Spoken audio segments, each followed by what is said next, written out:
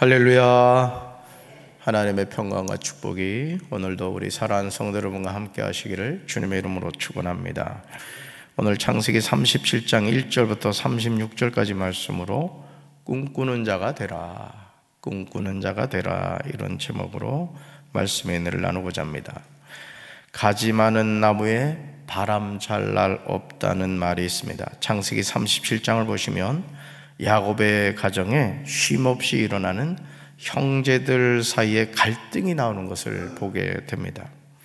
여기서 형제들이라고 했지만 실제로는 11번째 아들인 요셉과 나머지 형들과의 관계에서 오는 감정임을 알 수 있죠. 아쉬운 점은 아버지 야곱의 자녀들에 대한 처신입니다. 야곱은 아버지 이삭이 유랑민으로 머문 적이 있던 땅 가나안에서 살았습니다. 2절을 보시면 야곱의 가족에 관한 이야기가 나오는 것을 보게 됩니다. 야곱의 족보에 관한 이야기가 나오면서 가장 먼저 등장하는 인물이 누구죠? 요셉인 것을 보게 됩니다. 우리는 여기서 앞으로 이야기의 중심에 등장할 인물이 요셉임을 직감적으로 알 수가 있습니다. 17살 된 소년 요셉은 아버지의 첩들인 비라와 실바가 낳은 형들과 함께 양을 쳤습니다. 그런데 요셉이 가진 성품에 문제가 있었습니다. 그것은 형들의 허물을 아버지에게 일로 바치곤 한 것이죠.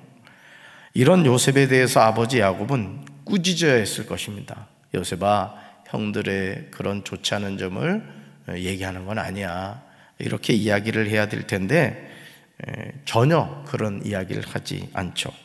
요셉을 향한 아버지 야곱의 눈에는 콩깍지가 끼어 있었습니다. 자, 우리 3절 말씀 같이 읽습니다. 3절. 요셉은 노년에 얻은 아들이므로 이스라엘이 여러 아들들보다 그를 더 사랑함으로 그를 위하여 채색 옷을 지었더니. 아멘. 야곱에게는 4명의 아내가 있었죠. 레아, 라헬, 비라, 실바였습니다. 이 아내들 가운데 야곱이 가장 사랑한 여인이 누구였습니까? 라헬이었습니다. 요셉은 라헬이 야곱에게 첫 번째로 낳은 소중한 아들이었습니다. 이런 사실 때문에 야곱은 요셉을 다른 여러 아들들보다 더 사랑하였습니다. 그리고 그 사랑의 표시로 요셉을 위하여 화려한 옷을 지어서 입혔습니다. 이런 아버지의 행동은 다른 아들들에게 갈등의 요소가 되었습니다. 사랑을 하더라도 마음으로 그냥 이렇게 사랑을 했어야 되는데 완전히 눈에 띄게 이렇게 요셉을 대우를 했던 것이죠. 4절을 보시면 이 사실을 알 수 있습니다. 4절 같이 읽습니다. 그의 형들이 아버지가 형들보다 그를 더 사랑함을 보고 그를 미워하여 그에게 편안하게 말할 수 없었더라. 아멘. 아버지 야곱의 편에는 형들의 미움으로 나타난 것을 보게 되죠. 어찌 그렇지 않겠습니까? 그런데 철이 없는 요셉은 형들에게 더욱 미움받을 행동만을 합니다. 그것은 자신이 꿈을 꾸고 그 꿈을 형들에게 이야기하는 것이죠. 아무도 듣고 싶지 않은데 요셉은 형들에게 내가 꾼 꿈을 들으라, 이렇게 강요합니다.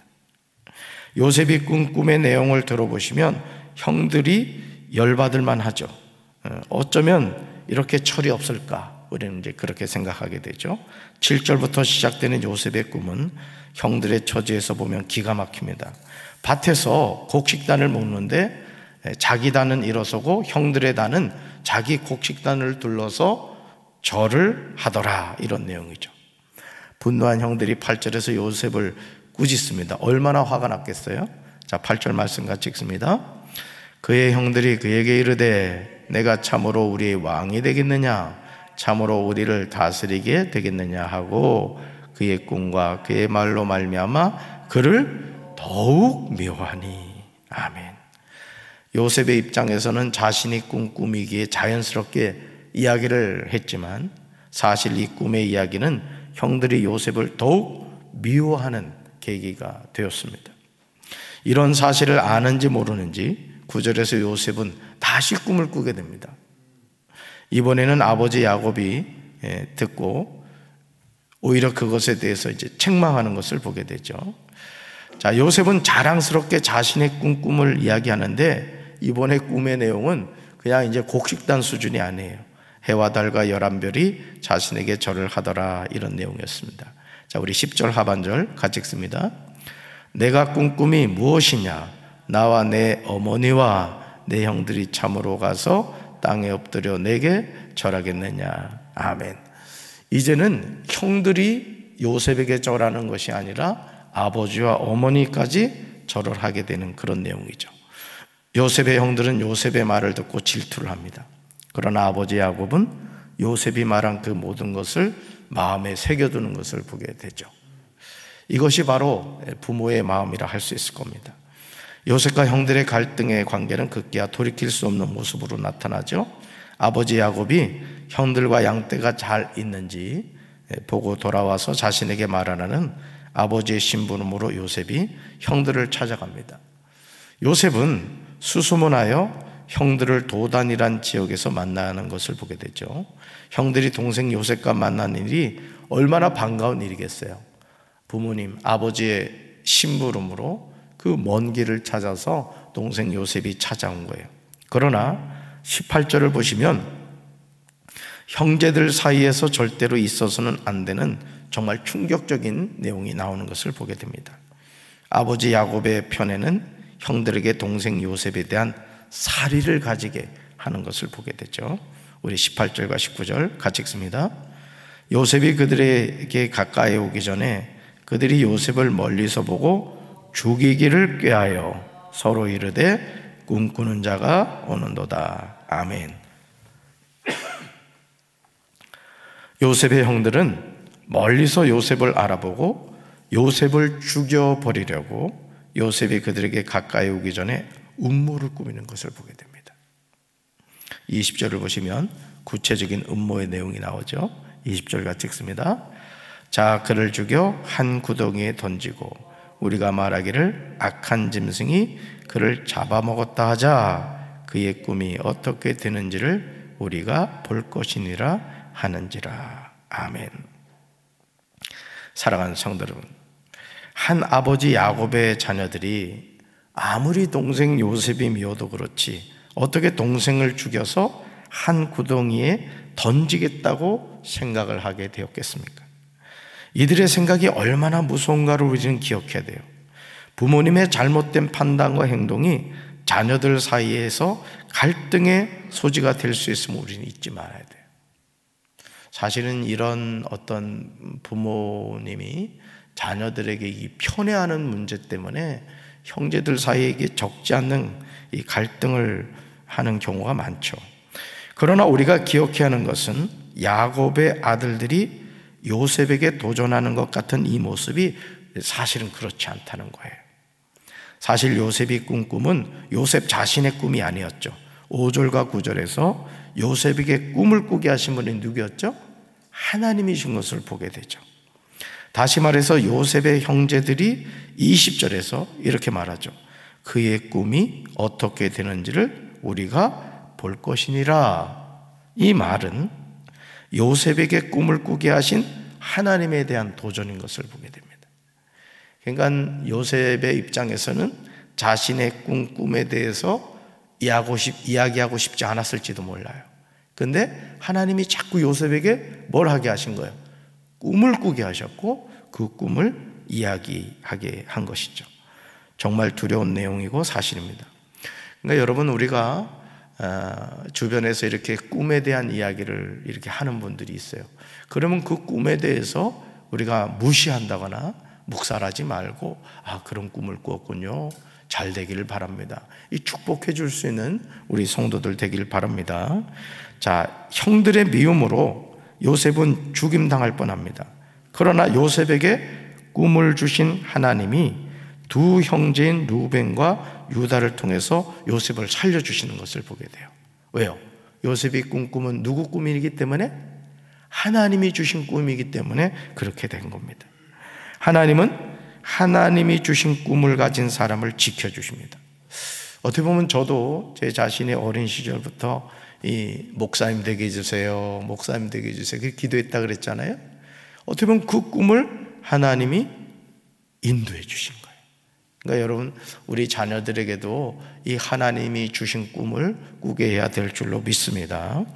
형들은 아버지 야곱이 가장 사랑하는 동생 요셉을 은 20에 이스마엘 사람들에게 팔아버리죠.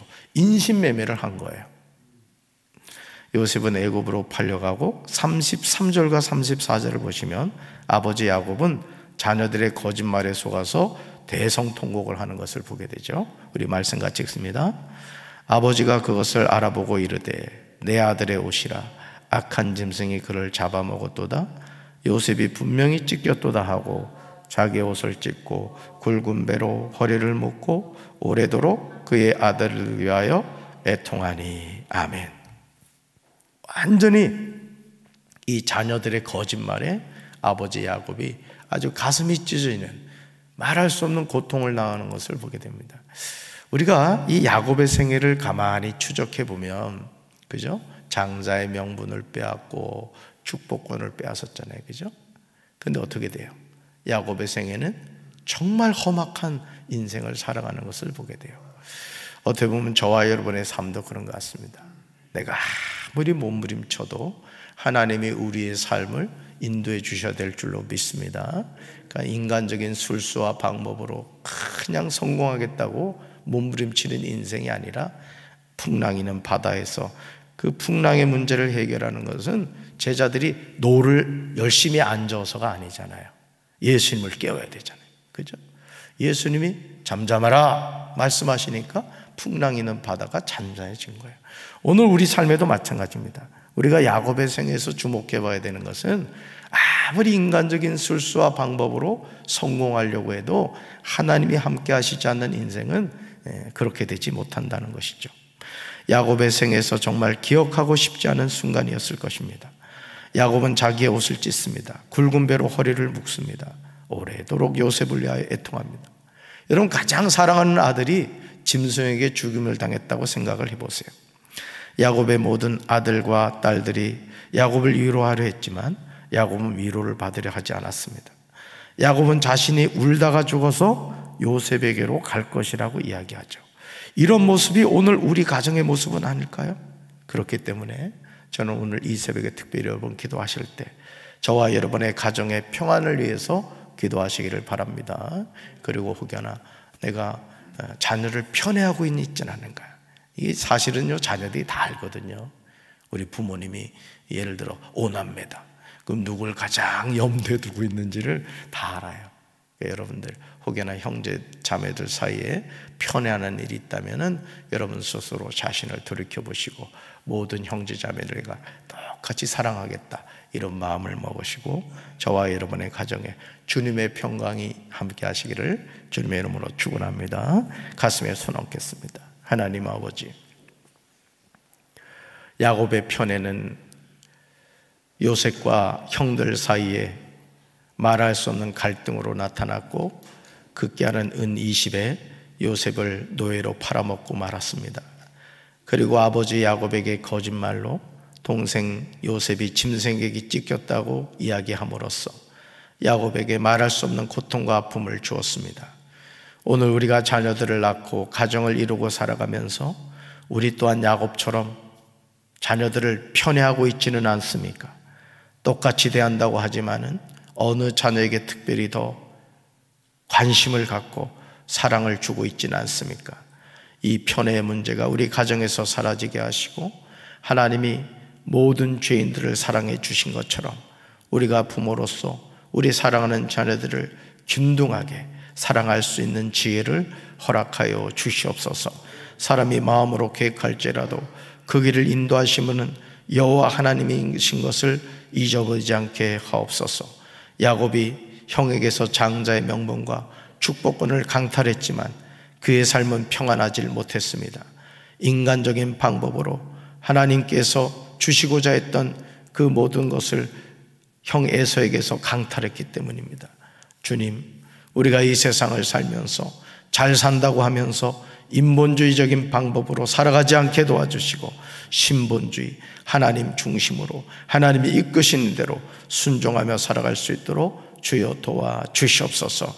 오늘도 우리 가정이 평안하게 하시고 우리 사랑하는 자녀들의 가정이 평안하게 지켜 주시옵소서. 예수님 이름으로 간절히 축복하며 기도합니다. 아멘.